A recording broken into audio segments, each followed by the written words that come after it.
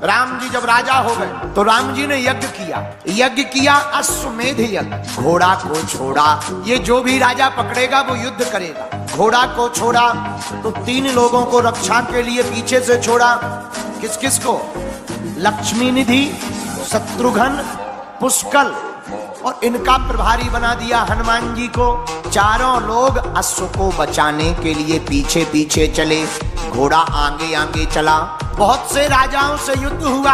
जब वह यज्ञ का राम जी का घोड़ा देवपुर नामक नगर में पहुंचा, वहां पर एक परम शिव भक्त राजा थे, उनका नाम था वीरमणि। वीरमणि जी ने घोड़े को पकड़ लिया, बांध लिया, तो हनुमान जी और शत्रुघ्न जी युद्ध करने को तैयार हो गए। राजा भी युद्ध करने लगा, लेकिन राजा परम शिव भक्त था। उसने भगवान शंकर का आवाहन किया कि हे भोलेनाथ, आप हमारी तरफ से युद्ध करो। शंकर जी प्रकट हो गए। हर हर शत्रुघ्न जी का, लक्ष्मी निधि का, पुष्कल का और हनुमान जी का, चारों का युद्ध होने लगा। लेकिन शंकर जी उनसे कौन जीत सकता? शंकर जी ने एक एक करके सबको निपटाना शुरू कर दिया। शत्रुघ्न जी को मूर्छित कर दिया। शत्रुघ्न, पुष्कल मानो मृतक के समान हो गए, मर ही गए हो। अब हनुमान जी से लड़ रहे शंकर जी। हनुमान जी लड़ते लड़ते शंकर जी से बोले, हमने सुना था तुम तो बड़े वाले राम भक्त हो, लेकिन तुम तो बड़े वाले विरोधी निकले। हम तुम्हें राम भक्त मानते थे, लेकिन तुम तो विरोधी निकले। राम जी के भाई को ही मारने का दुस्साहस कर रहे हो। शंकर जी बोले, बात तो सही है तो हम राम जी के भक्त, लेकिन हमारा भक्त है वीरनिधि, वीरमणि, ये हमारा चेला है और शिष्य को बचाने का धर्म गुरु का है। हम भगवान हैं, ये हमारा भक्त है, तो हम भक्त की तरफ से लड़ रहे हैं। शंकर जी बोले, तुम लड़ो उनकी तरफ से, हम राम जी की तरफ से लड़ रहे हैं। अब हनुमान जी तो बहुत ज्यादा बलवान, शंकर जी भी कम नहीं है, लेकिन शंकर जी के रूप हनुमान जी को ज्यादा वरदान है। शंकर जी का रथ टूट गया, युद्ध के आयुध छुड़ा लिए। जब आयुध छुड़ा लिए तो शंकर जी ने हार स्वीकार कर ली, हम हार गए, बताओ अब हमें क्या करना है? हनुमान जी बोले, तुमसे काम लिया जाएगा। क्या काम?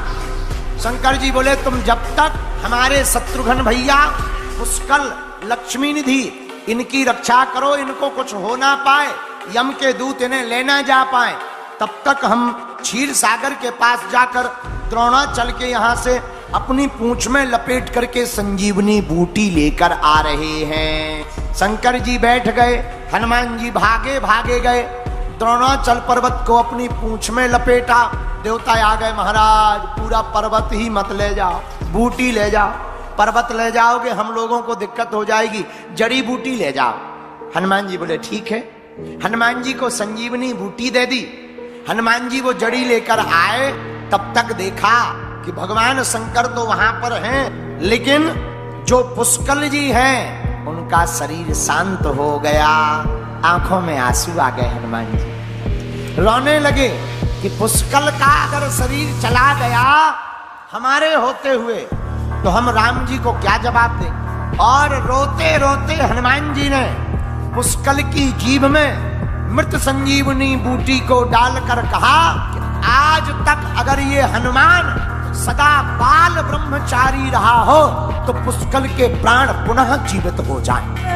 आज तक अगर रामदूत हनुमान ने किसी भी स्त्री को मां और बहन के अलावा किसी और दृष्टि से देखा हो तो जीवित ना हो, और अगर आज तक हनुमान ने सभी स्त्रियों को मां और बहन की दृष्टि से देखा है तो तत्क्षण पुष्कल के प्राण बच जाए। जैसे ही बूटी डाली, पुष्कल की आंखें खुल गईं, राम राम राम कहते हुए जीवंत हो गए। शंकर जी चौंक गए और शत्रुघ्न जी के मुख में बूटी को डालकर हनुमान जी ने कहा कि आज तक अगर हमने भगवान रघुनंदन के अलावा किसी और का धोखे से ध्यान किया हो तो शत्रुघ्न के प्राण ना बचे, और केवल अगर हमने राम प्रभु को चित्त में रखा हो और सच्ची भक्ति की हो तो शत्रुघ्न पुनः जीवित हो जाए। और देखते ही देखते शत्रुघ्न जी हा राम हा रघुनंदन कह करके उठ पड़े। वीडियो अच्छी लगी हो तो वीडियो को लाइक करें और चैनल को सब्सक्राइब करके बेल नोटिफिकेशन को ऑल पर सेट करना ना भूलें।